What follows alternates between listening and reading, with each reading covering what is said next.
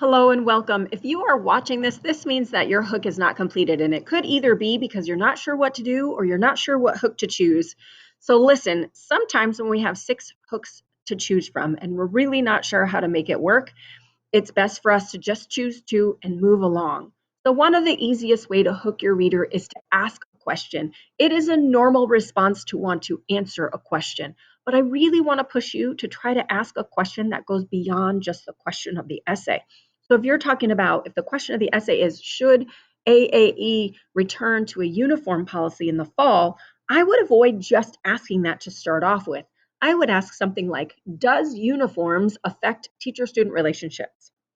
Do uniforms have an adverse effect or have some sort of effect on student mindset? Now it depends on what the evidence that you found when you were in Miss Smith's class, but if you ask a question that's somewhat connected to the evidence or what you're saying, are uniforms costly or more inexpensive to parents? Something to that effect that connects to what point you're making in your article, in your essay, would be a really great way to go about it. Let's see.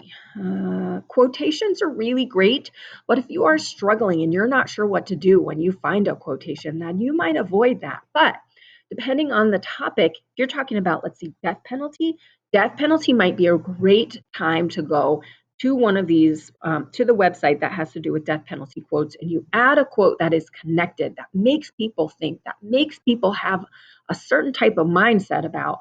Let's go there real quick and I'll give you an example. The bell is about to ring, so if it rings, actually there's no bells today, so students will be returning. So here's some things today. I believe that people would be alive today if there were a death penalty. Now, think about that. That's a backward idea. I believe that there would be people alive today if there was a death penalty. That sounds opposite, but if there's a death penalty and people, what you might be arguing is that if there's a death penalty, it's going to deter people from making that choice, and fewer people will die at the hands of murderers or people who are doing wrong. So it's not really defending the person on death row, but it's defending all the people that that person killed. Let's see.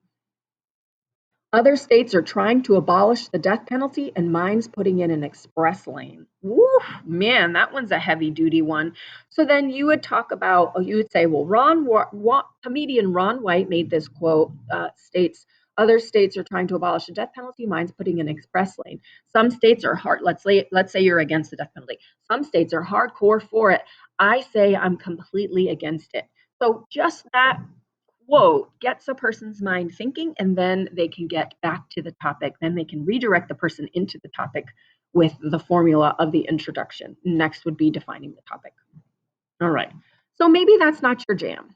A personal anecdote for anybody who is doing the return of uniforms or dress code to AAE, you can do a short little blurb about what it was like as a student having to wear one, how it affected your world. You had teachers hounding you every day. You had very limited choices. Maybe your uniform was costly. Maybe you only had one set of uniforms, so it wore out real quick. Maybe you outgrew it real quick. What was it about the uniform you did or didn't like? And those are all negative examples, so you can see my bias a little bit. Maybe you liked wearing uniforms. You don't have to think about it. Now compare that to this year. Give the alternate, give the opposite. So if you liked wearing a uniform, what don't you like about wearing regular clothes? Having to make that decision in the morning. If you didn't like a uniform, what do you like about wearing clothes now? And what are the choices? So if you set up that comparison and contrast between what it was before and what it's like now, obviously advocating for the side of the opinion that you have, that would be a perfect way. If you're doing one of the other assignments, if you're choosing one of the other things, let's say LGBTQ, and you've got personal experience with bullying or know someone who's been bullied or know someone who would benefit from the curriculum adding it, or maybe know someone who has said negative things about it, or maybe vulnerably sharing your own discomfort just because you don't know things. Those are all valid anecdotes, short little blurb stories to share, a lead into your point. Numbers and statistics is a really great one for things like video games, death penalty, the slave reparation. I mean, they work for anything. If you go and you get a statistic about the cost of dress code, if you go and get a statistic about the number of LGBTQ kids who are feeling lonely and depressed and maybe who do self-harm, if you go and get a statistic about the number of people who are sitting on death row or death penalty, depending on where you sit, you want to get a statistic that ties into what you're saying. The more shocking, the more like eye-catching, the better. Strong statement is where you make a connection between your topic and something big. So you might make a statement of, does everyone deserve the same rights? What about death row inmates? They deserve this. Death row inmates deserve the same respect and rights as a brand new newborn baby. Now, a lot of people would disagree with that, and it would get their attention, and that's what you want to do. You're not trying to win people over with your first statement. You're trying to get their attention. And then lastly, the bell has rung, but it hasn't officially rung. Creating a vivid description. So this could be something that you make up in your mind. It could be something that was real, but create a vivid description. Imagine you're sitting down looking at the last meal you're ever going to eat. This is what goes through the mind of a death row inmate. Let's see, celebrities and athletes.